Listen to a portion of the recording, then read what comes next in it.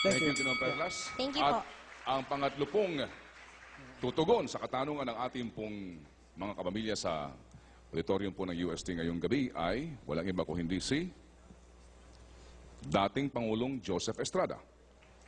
At ang magtatanong mga kaibigan ay isang estudyante po naman mula sa UP School of Economics, si Siegfried Aligado. Siegfried, good evening. Go ahead. Good evening po, sir. Sir Estrada, I have a character question for you.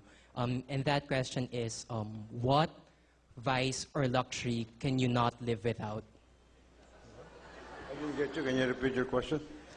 Sir, what vice or luxury can you not live without? What life and luxury? Um, Well, vice, sir. you know, Sir, I you have can- 2 minutes, ha? huh? It's on. 2 minutes, huh? What life?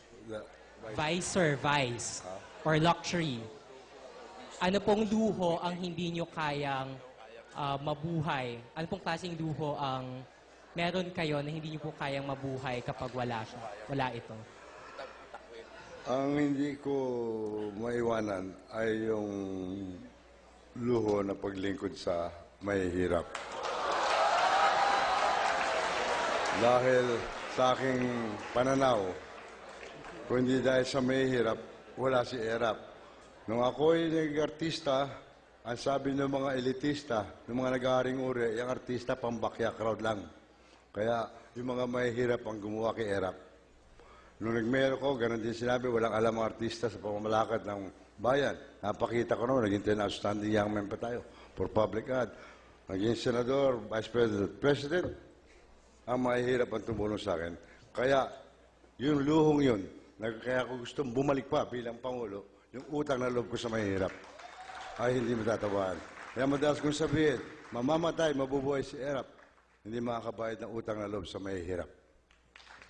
You still have 30 seconds for any follow-up? Maraming salamat na lang po, sir. Meron pa akong 30 seconds. Baka may gusto ka pa itanong. Meron po ba kayong gustong idagdag bukod doon? Ha? Bukod sa pagsaservisyo po sa mahihirap, ano po ba yung iba pang luho na hindi nyo kayang maiwanan? Iba pa hong luho na hindi nyo maaring maiwanan. 14 seconds.